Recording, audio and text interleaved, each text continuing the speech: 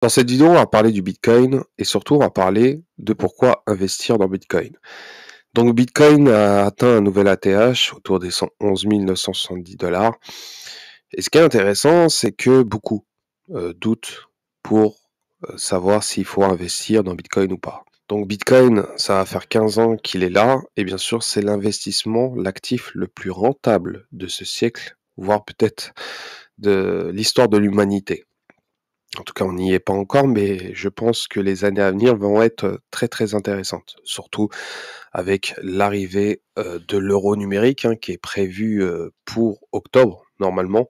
En tout cas, il a été, heu, il a été annoncé par Christine Lagarde pour octobre 2025 et je pense que ça va donner des signes pour les cryptos et surtout pour Bitcoin, qui vont être très, très intéressants de voir comment ça va réagir envers la population.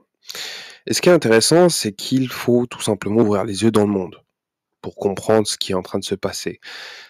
Tout simplement le dollar qui est en train de se déprécier, d'année en année, les prix qui explosent, les salaires qui stagnent, les billets de banque qui perdent de la valeur chaque année, l'épargne de toute une vie, qui peut s'effondrer en quelques mois. Donc c'est une réalité, c'est notre réalité, que nous vivons tous, peu importe d'où vous venez, et elle est très, très brutale. Et face à cette instabilité, une question cruciale qu'on doit se poser: comment protéger notre avenir, notre épargne? C'est ici que Bitcoin entre en scène. Pas juste comme une invention technologique, hein, ou un phénomène de mode, ça a été créé par Satoshi Nakamoto il y a plus de 15 ans. Ah bien sûr, avant son départ officiel sur le forum Bitcoin Talk le 13 décembre 2010, et bien sûr, Bitcoin a fait son chemin. Il y a énormément de péripéties, d'histoires, de ce qui s'est passé autour de la communauté Bitcoin. Bien sûr, il y aura énormément d'événements qui vont se passer dans le futur, mais on peut tout simplement voir que c'est une véritable révolution financière, contrairement aux monnaies traditionnelles imprimées sans limite par les banques centrales. Bitcoin est limité à 21 millions d'unités pour toujours. C'est une réalité. Donc, nous sommes environ 7 milliards. Je ne vais pas dire des conneries autour du nombre de personnes qui vivent sur Terre, mais nous sommes environ 7, voire bientôt 8 milliards. Donc, vous imaginez 21 millions de Bitcoin, ça fait pas beaucoup de personnes qui détiendront tout simplement un Bitcoin.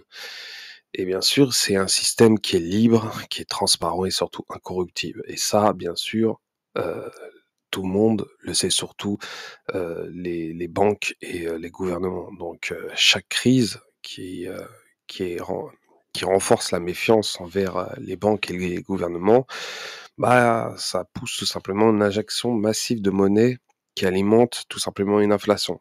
Donc ça rend tout simplement nos économies plus fragiles et pendant ce temps, tout simplement, Bitcoin continue son chemin hors du système, entre guillemets, parce que tout simplement les institutions s'y mettent, les gouvernements des pays s'y mettent aussi. Donc, et ça, c'est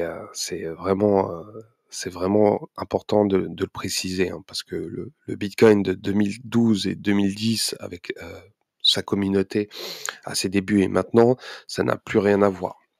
En tout cas, la vision n'a réellement plus rien à voir.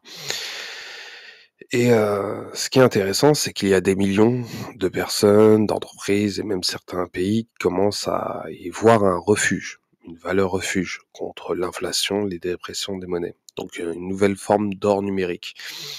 Donc c'est n'est pas tout simplement un simple investissement, c'est une assurance contre l'effondrement de notre système actuel. C'est aussi un acte de souveraineté personnelle.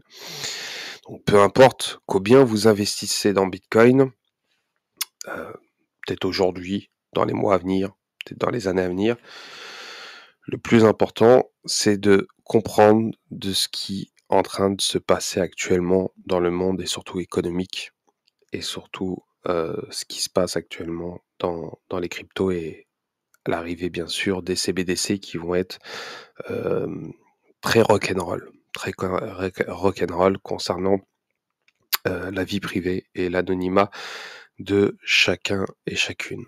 Donc Bitcoin s'échange actuellement à 111 000 et bien sûr, il pourra atteindre très rapidement peut-être les 500 000, les 1 million, les 10 millions, voire les 100 millions à l'avenir, ce qui est fort probable.